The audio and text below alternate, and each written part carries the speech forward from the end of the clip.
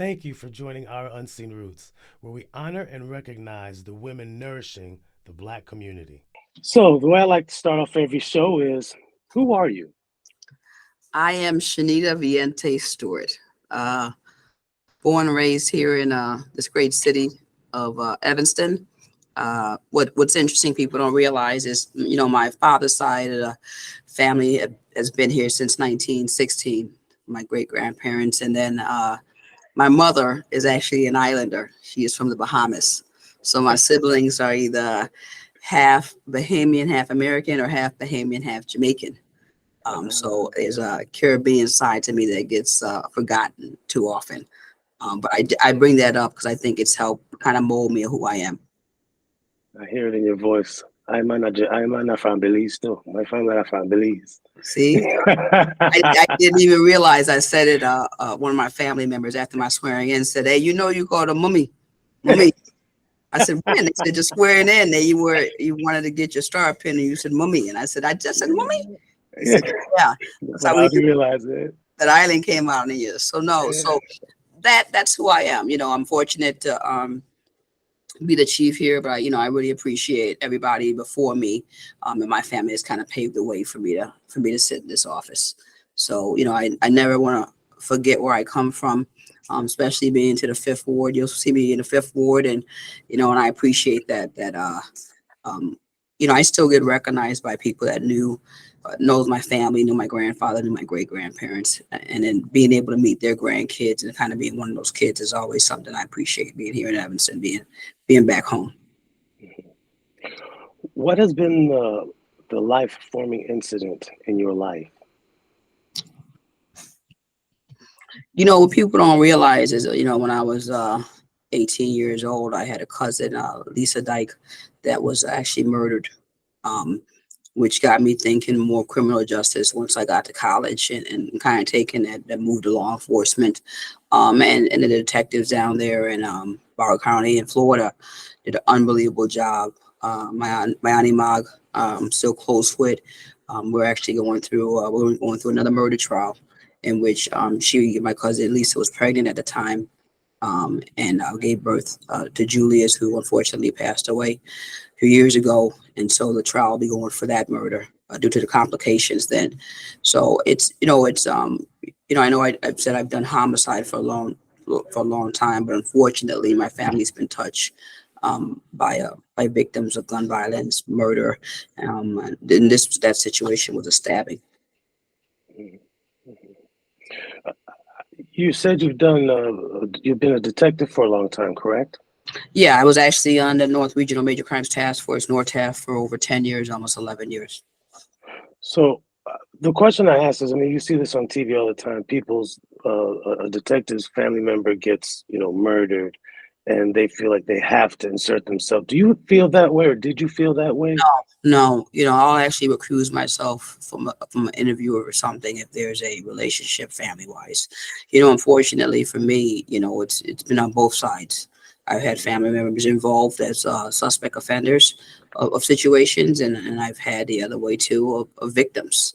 But I think there's a fine line in defining where you stand in this field and doing what's right. My family knows that I'm going to uphold the law and do what I need to do. But there is a point too where accountability. Accountability just can't be sometimes and all that. So that's on the job, off the job. But I have a very strong family support system, which makes me not forget who I am. My mother is just my hero. I tell her all the time, if I could be half the woman she is, I think I'll do okay in life. I mean, Mm, but she's just one of those people that her integrity, her moral, her ethical values have always been top notch, and just something I love about her. And every once in a while she'll put me back in my place if I get a little bit out of hand, thinking I'm too big or I'm a chief or yeah. something like that. So Yeah. As a black woman, what would you say your superpower is? being a black woman, um, Mm, growing up, my mom always made sure we knew there was nothing else I'd want to be in life but a black woman. I'm very happy in my skin. I'm very secure in my skin. Um, Black is beautiful. you know um as you get the younger generation now, I don't really understand that, say aloud, I'm Black and I'm proud, but I am. And I have nieces and nephews that need to understand that too. The skin they live in is they're beautiful. Hmm. From the dolls, from the hair. Right now me and my mom on our lock journey together. uh and then we make sure we empower the little ones that come up after us. That's beautiful. You don't have to change or be anything else than who you are. Um, and like I said, I think that comes to having a, a great family. Hmm. What nourishes you? Hmm, life. I think life's so short. Just taking advantage of every opportunity or getting together with family. I had my niece Angel Mason in town for 2 or 3 days. We went as a family and did the Great Escape and had to get out of his room. Uh, my twin sister became the boss of the room, so I got delegated my task. But just being around family and just Hmm. we Ryan, like I said, as you go through life, the older you get, the more you appreciate everyone and your family, your loved ones. The more you appreciate that time, and just for me, staying focused on that, you know, Hmm. and then kind of just, I don't want to say spread love, but I just think, even with our conversation of being supportive of each other, being supportive of the community, being supportive of I don't see you as because I'm a police officer. I see you as a friend. We know each other, so it's that it's not defining of me. Yeah. I think surrounding yourself with good people constantly. I forgot there was a quote um reference not being around toxic people. Hmm. About being around people that are supporter and what's good. Hmm. Yeah. Who has helped you become the woman you are today? My mom. Hmm. Yeah, that's I love it. That was it. My I mean, mom. she's a superhero. I mean, she is. She's amazing. Yeah. I've learned to appreciate her more every day. Hmm. I think coming to this country as an immigrant, not having much, running from a situation, and then putting her kids in a situation, she give you the shirt off her back, not only her kids, but anybody else. And just being a survival. Just that's what I look at. That's what I see. Like, say all the time, like, life's not tough for me. It was tough for like her, my grandparents, my great grandparents. This is kind of that hard work kind of put forward. And just like I said, every day, just telling her how much I appreciate her. But I don't think you get any better than that, man. Yeah. So you believe the hard work that your parents, your mom and your grandparents put in makes life a lot easier for you to live. Yeah. Oh, I think understanding, you know, Yeah. being appreciative of the hard work they put in just to make a little something. I never realized to a certain part we were broke growing up. They just made Hmm. good. You just don't. You Hmm. think you have what you have. If you want something, you need to work for it. Or as my mom say, if you don't want to work for it, then take it. Anything you want Hmm. in this country is possible, and then just having that confidence. So I think my mom always worked multiple jobs. It's to a point you realize that that's not normal. Having 2 or 3 jobs, juggle all these kids, make basketball games, do it all, but she made it happen. And that's Hmm. why I say it's amazing to me. Even now, she's continually moving. It's from being in her garden, checking on her kids, her grandkids, her great grandkids. It's admirable. Yeah. Yeah. You mentioned going to basketball games. Are those basketball games at Family Focus or at Fleetwood? I mean, Yeah, we played fam then back where yeah. these youngins now don't realize, there was no girls fam. It was just the boys Hmm. fam, and me and my sister were on opposite teams.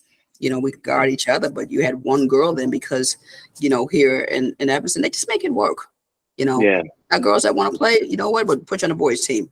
Yeah. Eventually they transition to the girls team. But yeah, fam, the high school, I remember my mom coming up when I was in college to watch a game. She didn't have much time to do it, but she made it happen. Um, Hmm. but yeah, I think there's a difference too. I think sports is great. or any athletic or any team type of situation for kids to kind of go through, especially here in Evanston, just because of, mentioning fam, as a coach, as a Yeah. dad, as a member of this community, and just giving back. And, I still go watch practices or watch the game, and I enjoy it because I appreciate the opportunity that this community gave me, and being able to even sit in that gym for the men's summer league. Yeah. People don't realize the history of Evanston. We had some of the best ballers around. It's so true. I mean, that never maybe played on the high school team, never Yep. never went on a basketball scholarship, that hooped up against some people in the men's league, that beat college teams that won NCAA tournaments. There was a time here, and I go over there, and that's why I wanted to be at Fleetwood, watching the men's Yeah. summer league, watching fam. There was a time where the boys high school team couldn't beat the some of the fam's team we had here. People don't realize that. We've had some ballers come through this community, and then now it's nice to see the family atmosphere giving back to this community. So yeah, huge supporter of fam. Everything that they've done over the years, and shout out to Mr. Logan, and his dream to create that, and him as a chief here to pave that way for me to be able to be where I'm at now. Yeah. Do you believe you are living in your purpose? Why or why not? Definitely. Because if sometimes it gets hot in the kitchen, but I don't want to get out of the kitchen here in Evanston. I believe that I had to hear it, because as a chief or as a leader, you can't say, oh, it's great, right? Someone has to tell you that you're doing a good job or you're making change. And I get feedback like that, and not just feedback from anybody, because some feedback or some external stakeholders, I'll say, I don't want to have a relationship with. I think you got to be particular. Now, if you're an external stakeholder that wants to do good for this community and this police department, I'm all in. But I don't want to put myself around negative Nancy's. I just don't do it. But I believe that I've gotten some feedback that I'm doing an okay job, and that's good for me. I need to have constructive criticism and feedback to make sure I keep doing what I'm doing. But and that's from not only internally but outside. I'm outside the police department a lot. I don't think people realize how much time I spend in the community, not just the Fifth Ward. I got 9 other wards. I'm over in a lot of places, and I have those conversations that sometimes can be tough, but sometimes can be good. And so I think all in all, it's good. Man, maybe someone after this will say, "Hey, Chief, I saw unseenroots.com. Nah, you not. Let me holler at you." Yeah. That conversation too, right? Yeah. Well, I want to say you're doing a great job. Great job. I mean, one of the times we met was the night that I decided to do this podcast, Our Unseen Roots, and this show was the night at Fleetwood when they had the meeting about the Fifth Ward School. And you were like, I can't be in that meeting right now. And we were in the gym practicing, and you jumped in the crip line. After you left, I looked at my players and I said, do you realize who that was? They were like, no. I said, that was your police chief. They were like, what? I said, yeah, your police chief. So, it was a beautiful thing. And that little example of what you said, your actions backed it up. And it was beautiful to see the reaction, I think too, it's I'm very I never wanna I want people that look like me to see me and know things are possible, or to not see that I'm not so far you don't have access to. I want to be able to just relax. That was relaxing for me. That was fun for me. That's we should do more of that. That is truly community policing. That is truly being involved with the community, being accessible to community, and just not adults but kids too. I had fun that day. Then I went back and heard some people go off a little bit, but it was just that's time I won't get back. I want to have interactions with juveniles or other people that it's not always negative. It's positive. When they see me coming, they know they can talk to me. When I saw your son of Robert Crown, he kind of waved. He knows me. He doesn't know his chief. He just knows me as, I don't know how he thinks about my jumper, by trying to hustle a little bit. He's trying to hustle me. And that's how he sees me, So that'll be the Yeah. same kid that will wave back at me in a car, not feel threatened by me when they see me in this uniform or not wearing a uniform. It really doesn't matter to me if I have it on or not. Yeah, that was another thing I loved about you is a lot of times you don't wear a uniform, and sometimes some people can't put a face to a name without how they met you, in the construct that they met you. So if you don't have your uniform on, they won't recognize you as the police chief. And I think that's great because people can't, oh, here comes a police chief. I can see by the uniform. No, you can't tell. So be a good citizen. Yeah. You know? And I've had it. I was a couple of weeks ago. I was sitting at church in Dodge having some Jamaican food, and just sitting out there with Mr. Pickett eating. And a young man kind of walked by 2 or 3 times. He kind of looked, and I just had on a t-shirt and jogging pants and shoes. And I'd heard that we had something going on over there, and I was like, well, I might as well grab a little nice lunch while I'm over here too. Had my little curry chicken and fried rice and all that. Yeah. And the 3rd or 4th time he walked by, he kind of looked, he goes, "Ain't you the police chief?" I said, "Yeah." He goes, "What are you doing?" I said, "I'm eating some Jamaican food. What are you doing?" He kind of looked at me like, "What are you doing here?" I was like, "I was here before you was born." I said, "I'm stoop out here. This is right. It's home." So, again, I think it's important. Uniform shouldn't matter or not. So you're from Evanston. Is it a huge deal for you to be the police chief of your town where you grew up and you know people and people know you? When I was in Lincolnwood, it was, I always came back. I always made my way back here. I think what's a huge deal is, for me, that's overwhelming is like the older people that see me, that know me. The parade, I spent a lot of time handing out some cold Gatorade to my troops that are out there. My people did an amazing job, protecting this city on the 4th, not only for the parade, but for the Haitian Fest, also for the fireworks that went into that night. But at one point I got to Green Bay and Central, and I jokingly said, "Is this the 5th Ward section here?" I missed it. Some, they all started laughing, but it was home. It was just people that, best friends of my father growing up from high school, or people that knew my grandfather, Willie Stewart, or my great grandfather, John H., that are still alive today. And so that's the overwhelming part of it, just that appreciation for the family of getting here. And then at a certain point, the trust. The delivering of I said, I did my double panel interview when I did the town hall, and everything I said I meant. I told you I was going to be there. I wasn't saying it for the job. That's just who I am. This is what you get. Like, I'm not I don't do shows. I don't play poker. What you see is what you get, right? But if I said I'm going to be out there in the community, I'm out there in the community. Yeah. And I spend a lot of time after work doing that because, when I work, other people work, and then they're home, and so some things run late. But I think it's important. It's still 9 months. It's 9 months after my hire, and I'm still doing the same thing. Yeah. It's very important. What do you wish you had more of in your life? Time. Time. Like I said, the older I get, the more precious time is. I think, I wish I had more time or time with loved ones. So just trying to make that commitment to do that, on my weekends or on my time off, I really try to enjoy my family and my friends. I really try to put in that because it's, the job's demanding. It takes a lot. I don't have the luxury to have an 8-hour a day job. So just, I guess everybody wants that in the end, right? More time. Very true. Very true. What are you most focused on right now? Morale, mental health, my people, my troops, and making sure, for me, everything's basketball for me. I'm at halftime. I still got a second half to play.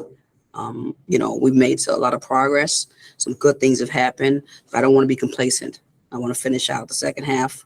The second half is the end of the year for me, and then get ready for the next tournament, January 1st.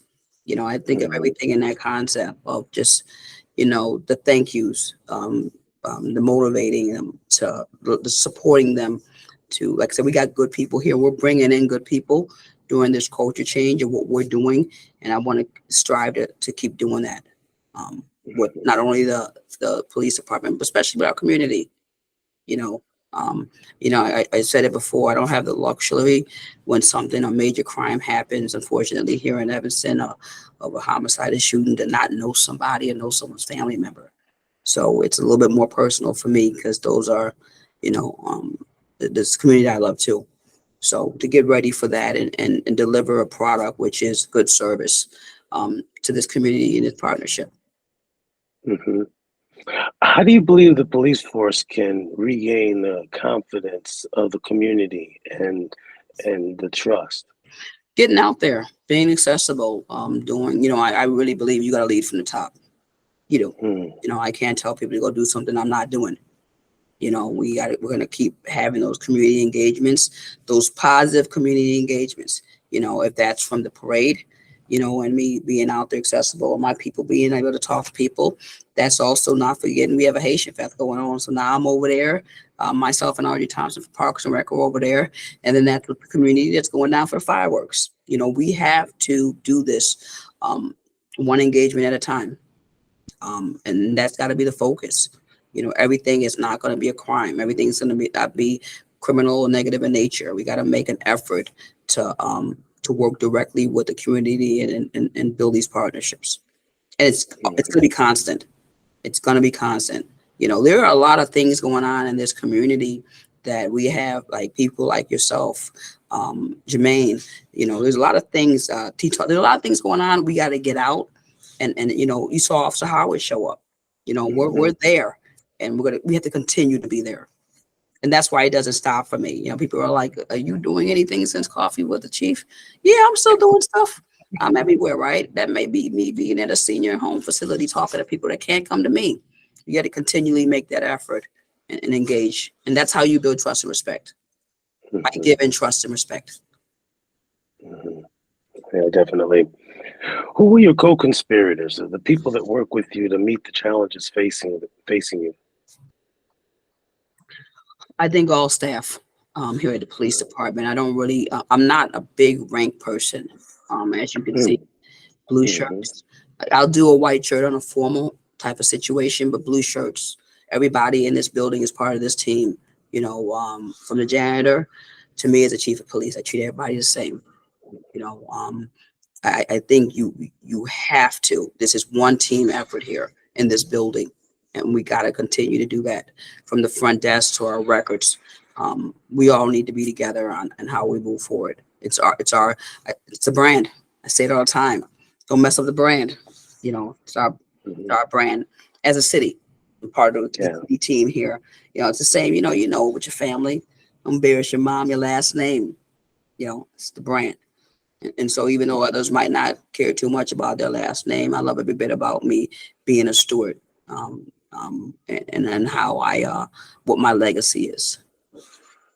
Being a steward, you are a steward of this ship. The police department is your ship, and you've got to direct it in the right direction. I like that. I learned I remember early on in my career, one of my uncles had contact with the police department in Lincolnwood. And I remember going to roll call and an older officer used it against me. Hey, we ran into this, your uncle's a substance abuser. I know he was stealing, he was doing that. And I'll never forget, I don't even know if my mentor remembers this. He said, "Why are you talking to her about it? I got to do with her." And then I went home. I was staying with my grandfather at the time. I just got in the job. My grandfather used to be all happy and excited. "How'd your day go? What happened today?" And I told him what happened. And I'll never forget it when he was alive. He said, "You also tell him about your aunt. You also tell him about your father. Tell them all. Tell them everything so they can never use it against you. Own who you are. That's who you are. That's your family." And that's how I look at it, and I've explained that to nieces and nephews I have, or other loved ones. This is who I am.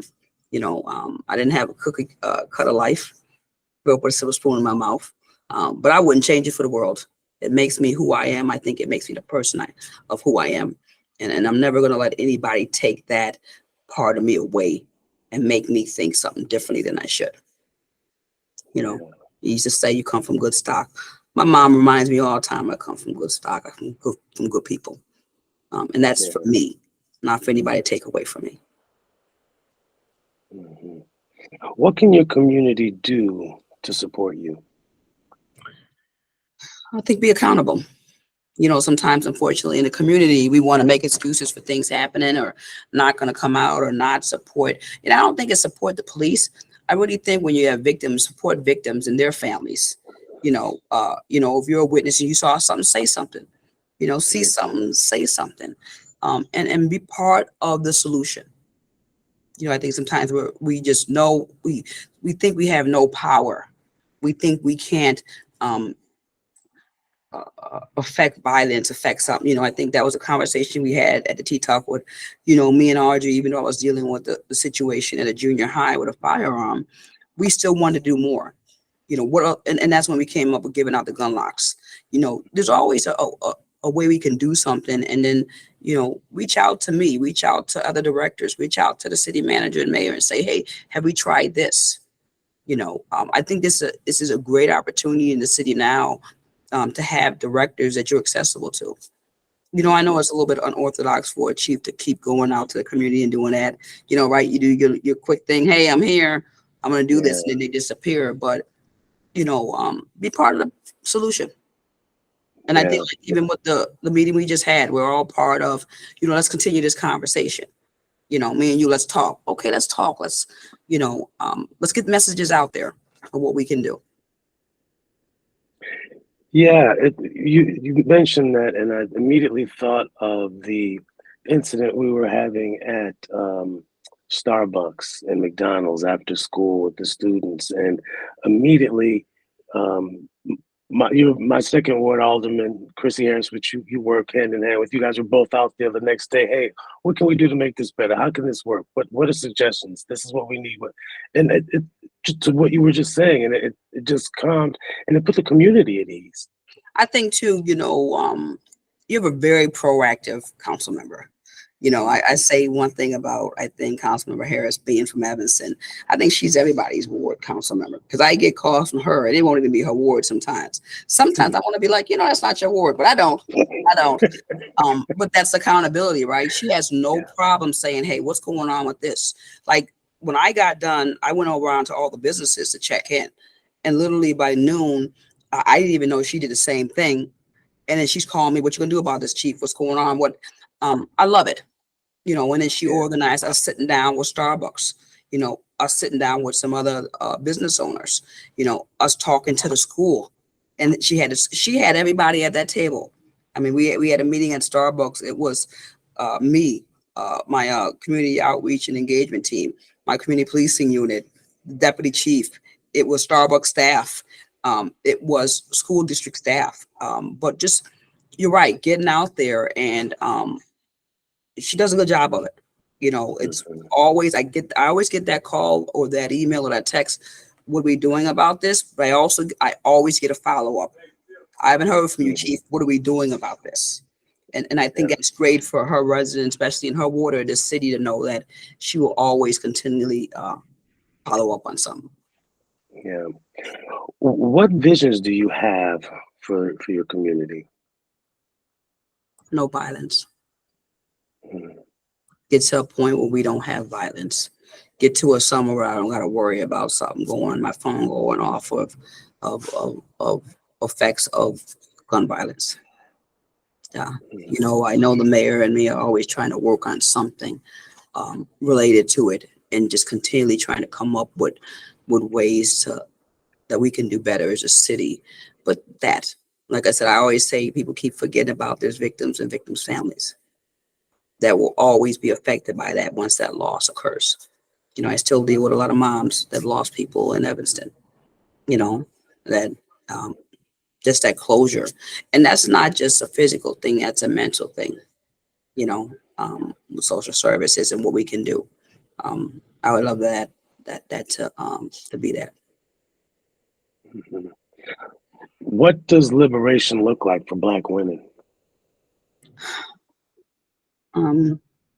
You continuing to just do a spotlight and looking at ways to understand Black women, as I think one things when we talked about as mothers, as daughters, as aunties, and to continue to There are a lot of very, even from the room we were in, powerful Black Mhm. women that are always looking to be support, but to now have support from not only, um, I don't want to say you're a secure man, but you're a Mhm. secure man. How do I support someone else? How do we lift up people and put a voice to this? I think that's it, you know, or, the more we do that, I think the better we get at it. More just appreciation of people, appreciation of, what from that, from your practice, it was just fun. Mhm. It was just, I don't know how to describe it. Just Yeah. Yeah. just being around secure people that are just wanting to uplift others, that continue to recognizing that, and us to continue to work together, not see each other as a threat, but see each other as assets to each other. There's other people in this community I'm always joining up with because um, I said it to Audrey kind of tells me stuff, and it was, with the incident with the lifeguards, before. I remember Audrey saying, I know we don't work Saturday, but it's gonna be good for them to see us out there as females, so female Blacks, and have someone to come to, even though they may fall under the fire department. I'm like, I'm in. I'm in. Yeah. We spent the day down there kind of seeing them at the roll call and all that, and just being a friendly face, but we continue to use each other in a positive way. I think that's what liberation will look like for me. Mhm. Mhm. Chief Stewart, I want to thank you for coming on our Unseen Roots. It has been a pleasure. I wanted to get you on here, and I knew it would happen. I knew it would happen because I'm overjoyed at the work you're doing. Because, like you said, I see you everywhere. A lot of times I don't see you with a uniform on, which is cool. Like I said, I really love it because it shows that you're not just a title. You're a resident. You're a person. And people can come up to you, right? And you're very inviting, and I think that's one of your successes. I really do. I think that's a superpower you have. Um, I really do. Yeah. No, I listen. You see how quick you see. Hey, listen, I'm trying to get on. I want to Right. support all you're doing. I think it's so Yeah. admirable of what you're doing. Like I said, Yeah. you have a thing about you. You have a welcoming thing about you. And I see it in the kids. I see it in the way Mhm. you move. And I was like, let's link up. Let's continue to talk. And I didn't even know who your wife was. Yeah, she's sort of a mover and shaker. Another amazing woman, another forward thinker, putting out, trying to do good things, and just like I seen unseen, you got you and what you're creating. I'm just proud. I'm happy to call you a friend. I really am. I left Thank there. I you. called my mom after I was like, what he's doing? And Yeah. she's like, I was like, yeah. I said, I gotta get on this. This guy better not Yeah. forget about me. I want to get, you know what? Because I can see where this is going. It's like I want to be a part of this. I Thank you. I appreciate Again, it. our unseen roots is unreal, man. Thank you so much. I'm honored. Thank you. Thank you. And I know you're a busy woman, so I want to let you go. And thank you I for just your want to put time. my jump shot on there because I don't know if you remember what I did. Oh, I remember it. I remember it. It's kind of wet. Tell your son I'm coming back at him. I'm gonna take him when I see him next time. You'll be ready, hopefully. All right, you take it easy, Thank buddy. you. Safe. I'll see you soon. All righty. Thank you. You too. All right, Bye bye. bye. Thank you for watching our Unseen Roots. Like, share, and subscribe. Tell a person, that'll tell two people, that'll tell four people. Let's keep our roots connected.